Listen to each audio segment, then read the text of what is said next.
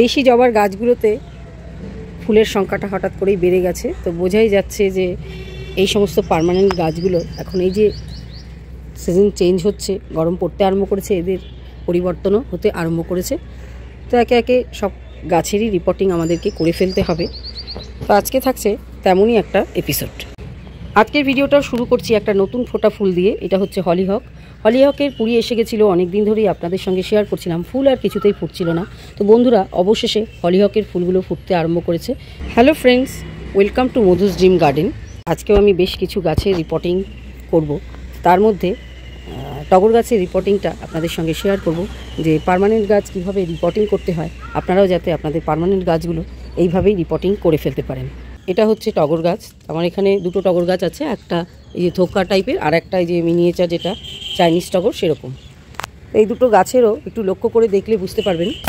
এই যে কিছুদিন আগে আমি ডাল কেটেছিলাম, তো এর অলরেডি নতুন নতুন শাখা পোশাখা বেরোচ্ছে এবং তাতে কচি পাতার আগমনও ঘটেছে, এবং তার সঙ্গে সঙ্গে কিছু কিছু ডালের মাথায় দেখা যাচ্ছে কুড়িও এসে গেছে। তো এখনই একদম উপযুক্ত সময়ে এই টগর গাছটাকে যদি আরও বেশি ফুল আমরা পেতে চাই, রিপোর্টিং অবশ্যই করে দিতে হবে। তো সেই কাজটাই আজকে শুরু করছি। কাজটাতে হেল্প করছে আমার হাজব্যান্ড আজকে। তো প্রথমেই আমরা যেটা করে নিচ্ছি, গোড়াটা থেকে সমস্ত মাটি ছাড়িয়ে নিচ্ছি, কারণ এতটাই রুটবাউন্ড হয়েছে গাছটাতে যে শেকড়ে একদম ভরে গেছে। তো ধীরে সুস্থে এই কাজটা আগে প্রথমে করে নিতে হবে। এরকম ধরনের পার্মানেন্ট গাছে প্রতি বছর এই কাজটা না করলে এতটাই রুটবাউন্ড হয়ে যায় যে এরপরে আর এই গাছ থেকে ভালো ফুলের আশা করা যাবে না। কুড়ি আসলেও ফুলের সাইজ অনেকটাই ছোট হয়ে যায়, এবং দেখতেই পাচ্ছেন আপনারা কতটা শেকড় হয়ে গেছে এই গাছটার মধ্যে। গাছটার শেকড়টা ছাড়াতে অনেকটাই বেগ পেতে হয়েছিল, তো অনেকটাই সময় লেগেছে। গত বছর কোনো কারণে ছাড়ানো হয়নি, তাই এটা একটুখানি ফাস্ট ফরওয়ার্ড করে ব্যাপারটা করে নিয়ে আপনাদের সঙ্গে আবার শেয়ার করছি। তো এখানে লক্ষ্য করে দেখুন কী পরিমাণে রুটবাউন্ড হয়েছে গাছটা থেকে। তো প্রথমে আমরা যেটা করব, এই এতটা করে শেকড় গাছটা থেকে একদম ডাইরেক্ট নিচের থেকে লুজ করে নেব। তো এইরকম ধরনের যে সমস্ত পার্মানেন্ট গাছ আছে তাদেরকে কিন্তু এইরকমভাবেই শেকড় ছাড়িয়ে নিতে হয়, তাহলে কিন্তু আবার যখন আমরা রিপোর্টিং করব, কারণ ছাদ বাগানের গাছে অনেক বড় পট ইউজ করা যায় না। তো প্রতি বছরই আমি যেটা করি, এই সমস্ত গাছকে প্রথমে ছাড়িয়ে নিয়ে আবার সেম পটেই রিপোর্টিং করি, এবং দেখতে পাচ্ছেন যে কতটা করে শেকড় আমি এখানে কেটে ফেলে দিচ্ছি। নিচটা কাটার পরে আবার সেমভাবে সাইড দিয়ে চারিপাশ দিয়ে ঘুরিয়ে ঘুরিয়ে শেকড়টাকে কেটে নিচ্ছি। এরকম কোনো ভাবার কারণ নেই যে এতটা করে শেকড় কাটার পরে গাছটা মরে যেতে পারে, কোনো রকমই অসুবিধা হবে না। আমি প্রায় এখানে 50 থেকে 60% রুট এখান থেকে কাটাই ছাটাই করে নিচ্ছি, যাতে আবার গাছটা যখন নিউ গ্রোথ নেবে আবার সেখান থেকে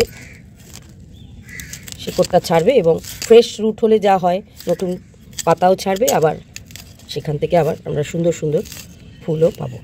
ঠিক এতটা মতন শেকড় আমি গাছটার থেকে ছাড়িয়ে নিলাম। তো এখানে লক্ষ্য করে দেখুন চারিদিক দিয়ে কতটা করে শেকড় আমরা ফেলে দিয়েছি। এই 40% রেখে পুরো 60% শেকড় এখানে আমরা কেটে ফেলে দিয়েছি।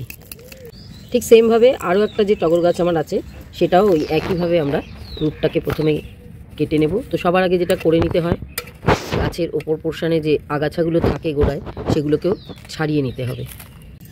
একইভাবে আমরা এই গাছটারও কাছ থেকে প্রায় 40 থেকে 50% মতন রুট এখান থেকে ছাড়িয়ে নিচ্ছি। এইরকম একটা জিনিসের মাধ্যমে ছাড়ালে কিন্তু খুব সুন্দর সমানভাবে ছেড়ে চলে আসবে। আর একটা টগর গাছও ওই একই কারণেই গত বছর রিপোর্টিং করিনি। তো আপনারা এটা দেখে নিশ্চয়ই বুঝতে পাচ্ছেন, এটাও আমি ফাস্ট ফরওয়ার্ডের মাধ্যমেই দেখাচ্ছি। তো আপনাদের পার্মানেন্ট গাছগুলো কিন্তু আপনারা এভাবেই শেকড় কাটবেন, কোনো অসুবিধে নেই, এই গাছ কিন্তু আবার দাঁড়িয়ে যাবে। এবারে আমি টগর গাছটা যেহেতু সেম পটে রিপোর্টিং করব, তো আমি ওই প্লাস্টিকের বাকেটটাকে প্রথমে দেখুন ভালো করে পরিষ্কার করে ধুয়ে নিয়েছি, এবং এখানে লক্ষ্য করে দেখুন কতগুলো হোল আমার নিচে করা আছে। 4টে বড় বড় হোল মাঝখানে করা আছে। আর এই যে একদম ডাউনে নেমে গেছে যে খাঁজটা, যেখানে মেন জলটা জমা হয়, সেখানে কিন্তু সাইড দিয়ে আমি অজস্র ছোট ছোট ফুটো করে নিয়েছি। তো যারা প্লাস্টিক পটে গাছ বসাতে চান তারা কিন্তু এটা অবশ্যই খেয়াল রাখবেন যে প্লাস্টিক পটের নিচে যেন অজস্র ছিদ্র থাকে, এবং সেটা যেন একেবারে যে ডাউন পোর্শনটা হয়ে থাকছে, আমার পিছনে উল্টেও দেখাচ্ছি দেখুন, এই যে একদম যেটা ডাউনে থাকছে, এই যে মাঝখানে বড় হোল, তার পাশে দেখুন এই যে ছোট হোলগুলো রয়েছে, যেগুলো একদম নিচের দিকে থাকে। তো এইরকমভাবে হোল করে নিলে কিন্তু প্লাস্টিক পটে গাছ বসাতে কোনো রকম সমস্যা হবে না। ড্রেনেজ ব্যবস্থা নিয়ে অনেক ভিডিওতেই আমি দেখিয়েছি, তো আরও একবার আপনারা দেখে নিন। এই যে বড় বড় হোলগুলো আছে সেখানে আমি এই যে খোলামকুচি দিয়ে দিচ্ছি, যাতে একদম ঠিকঠাক মতন ওখান দিয়ে মাটি বেরোবে না, কিন্তু জলটা বেরিয়ে যাবে। এরকমভাবে খোলামকুচিগুলো প্রথমে দিয়ে নিচ্ছি। এরপরে যেটা করব, এর উপরে খানিকটা গ্র্যাভেলস দিয়ে দেবো, তারপরে দিয়ে দেবো একটা বালির লেয়ার। এখানে লক্ষ্য করে দেখুন ড্রেনেজ ব্যবস্থাটা কিন্তু আমার অলরেডি তৈরি হয়ে গেছে। এর উপরে আমি সয়েল দেবো। তো যেই সয়েলটা আপনাদের আমি দেখিয়েছিলাম গরমের গাছের মাটি তৈরি করার জন্য করেছি, তো সেই সয়েল আমি বস্তাবন্দি করে রেখে দিয়েছি। এখান থেকেই কিন্তু আমি সয়েলটা ইউজ করছি। তো পটের একদম তলার লেয়ারে ড্রেনেজ ব্যবস্থা করে নেওয়ার পরে আমি এখানে বেশ খানিকটা মাটির লেয়ার দিয়ে দিচ্ছি। এতটা মাটির লেয়ার দেওয়ার পরে আরও একটা জিনিস এখানে অ্যাড করছি আমি, সেটা হচ্ছে আমার বানানো এই মিক্স ফার্টিলাইজার, যেটা একদম তলার লেয়ারে আমি কিছুটা পরিমাণ দিয়ে দিচ্ছি। আর যেটা দিয়ে নিচ্ছি সেটা হচ্ছে 1 চামচ ট্রাইকোডার্মা ভিরিডি। এটা কি করবে, এটা একটা জৈব ফাঙ্গাস, যেটা মাটির ভেতরে যে ক্ষতিকারক ফাঙ্গাসগুলো সেগুলোকে কন্ট্রোল করতে সাহায্য করবে এবং ফাঙ্গাস অ্যাটাক থেকে গাছের গোড়াটা অনেকটাই সেফ থাকবে। তো আমি এখানে প্রথমে 1 চামচ আগে দিয়ে নিচ্ছি। এইভাবে স্টেপ বাই স্টেপ লেয়ারগুলো যদি ফলো করে গাছ বসানো যায় তাহলে কিন্তু গাছ মরার চান্স অনেকটাই কম থাকবে এবং খুব সুস্থভাবে পার্মানেন্ট গাছ বেড়ে উঠবে। শীতের গাছে ট্রাইকোডার্মা এভাবে দেওয়ার দরকার পড়ে না, বা মিক্স ফার্টিলাইজারও সব গাছে এইভাবে দেওয়ার দরকার পড়ে না, কিন্তু পার্মানেন্ট গাছগুলোতে এইভাবে যদি আমরা প্রসেসিং করে নিই প্রথমে, তাহলে কিন্তু গাছগুলো খুব সুন্দরভাবে তৈরি হয়ে যায় এবং তার থেকে ফুল পেতে আমাদের কোনো রকম অসুবিধা হয় না। তো এই লেয়ারগুলো কমপ্লিট করার পরে আমি আরও খানিকটা সয়েল এর উপরে দিয়ে নিচ্ছি। একদম সেন্টার করে গাছটাকে বসিয়ে নিচ্ছি। গাছটা সেন্টারে বসলে পরে চারিপাশ থেকে মাটিটা দিতেও সুবিধা হয়। এখানে আমার আরও একটু আগাছা আছে, সেগুলো একটুখানি সরিয়ে নিচ্ছি। এবার যেটা করে নেব, চারিপাশ দিয়ে সয়েল দিয়ে ফিল আপ করে নেব। এর মধ্যে কিন্তু আর এক্সট্রা কোনো সার দেবো না। এই যে নিচে দেওয়া রইল এই সারটা দিয়েই কিন্তু কাজ হয়ে যাবে, কারণ শেকড়গুলো সবে কেটেছি। ওই নিচের লেয়ারে যে আমার মিক্স ফার্টিলাইজার দেওয়া আছে, শেকড়গুলো ওখানে পৌঁছতে পৌঁছতে গাছ ততক্ষণে আমার ধরে যাবে। তো আমি আস্তে আস্তে পুরো সাইড দিয়ে ভরাট করে নিচ্ছি। সমস্ত মাটিতে আমার ভরা কমপ্লিট হয়ে গেছে। এবারে যেটা একটু করে নিচ্ছি, আশপাশ থেকে একটুখানি ভালো করে এইভাবে একটা নিড়ানি দিয়ে খুঁচিয়ে দিচ্ছি, যাতে ভেতরের গ্যাপগুলো মাটিতে ভরাট হয়ে যায়। তো এই গাছটাকে কিন্তু আমি এখন সম্পূর্ণ ওপেন সানলাইটেই রেখে দেবো, যেহেতু আমি একটু পাঁচিলের ধারে করে রাখছি, তো কোনো রকম অসুবিধা হবে না। এবার গাছটাতে আরেকটু ভালো করে শেপ দেওয়ার জন্য আমি আরও কিছুটা ডগা এখান থেকে কেটে ফেলে দিলাম। এবারে একটাই কাজ আছে, খুব সুন্দর করে জল দিয়ে দিচ্ছি।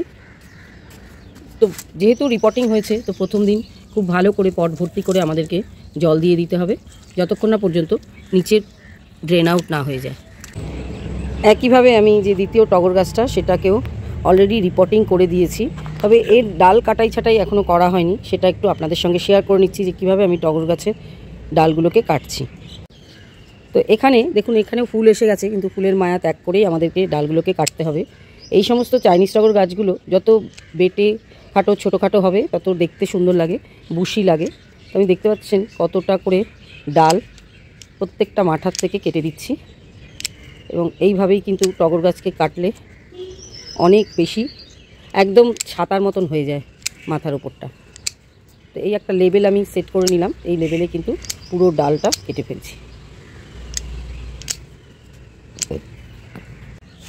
তো এখানে লক্ষ্য করে দেখুন, একটা দুটো সবুজ পাতা রেখে আমি প্রায় 90% ডালের মাথা সমস্ত কেটে দিয়েছি। কিছুদিনের মধ্যেই কিন্তু এখানে পাতা রেডি হয়ে যাবে, সেটা নিয়ে কোনো প্রবলেম নেই। আমি ওই একইভাবে যে ওই গাছটা যেখানে রেখেছি পাঁচিলের ধার ঘেঁষে রাখবো, যাতে সারাটা দিনের রোদ এর উপরে না পড়ে, কিন্তু একটা ব্রাইট সানলাইট সবসময় এর মধ্যে থাকে। গরমের গাছের এটাই হচ্ছে বৈশিষ্ট্য। শীতের গাছকে আমরা যেরকম রিপোর্টিং করার পরে সেমি শেডে বেশ কিছুদিন রেখে দিই, গরমের গাছে সেরকম কোনো প্রয়োজন নেই। যেহেতু গরমের গাছ পার্মানেন্ট গাছ হয়, আর শেকড় তো আমরা সমস্তটা কাটছি না, তো এই গাছ কিন্তু খুব সুন্দরভাবে সারভাইভ করে যাবে। আর এই যে শুকনো ডালগুলো আমরা কেটে ফেলে দিলাম, এগুলো যদি আমরা না কাটি তাহলে কিন্তু ফুলের সংখ্যাটাও কমে যাবে, এবং সুস্থ ডালে ফুল হলে যেই ফুলের যে সৌন্দর্যটা যতটা থাকে, আর আগের পুরনো ডালে হলে সেটা কিন্তু হবে না। তো বন্ধুরা, আজকে ভিডিওটা শেয়ার করতে করতে আমার আরও বেশ কিছু গাছের রিপোর্টিং করা হয়ে গেল। এখানে যেরকম রঙ্গনও করে ফেলেছি আমি, আর ওদিকে আছে শিউলি গাছটাও কিন্তু আমি কাটাই ছাটাই কমপ্লিট করে রিপোর্টিং করে দিয়েছি। তো ফেব্রুয়ারি মাসের এই কটা দিনের মধ্যেই আমাদের সমস্ত পার্মানেন্ট গাছ রিপোর্টিং করে কমপ্লিট করে ফেলতে হয়। আপনারাও আপনাদের গাছগুলোর রিপোর্টিং কাটাই ছাটাই সব করে ফেলবেন। যদি অসুবিধা হয় আপনারা একদিন রিপোর্টিং করে রুট কাটাই করবেন, আবার আরেক দিনকে স্টেম কাটিং করবেন। তা আমার সময়ের অভাবে আমি পুরো কাজটাই একই সঙ্গে করে থাকি, তাতে খুব একটা আমি দেখেছি অসুবিধা হয় না। যদি একদম পাতা ঠাতার ডাল না থাকে, যেরকম এই যে রঙন গাছটা আমি একদম ছেটে ফেলেছি, তো এটার দেখুন আমি একটু সেমি শেড এরিয়ায় রেখেছি। তো এইরকমভাবেই রাখতে পারলে আর কোনো রকম সমস্যা হবে না। তো আজকের এপিসোডটা আমি এখানেই শেষ করছি। দেখা হবে আবার পরবর্তী এপিসোডে নতুন কোনো অন্য টপিক্সের সঙ্গে।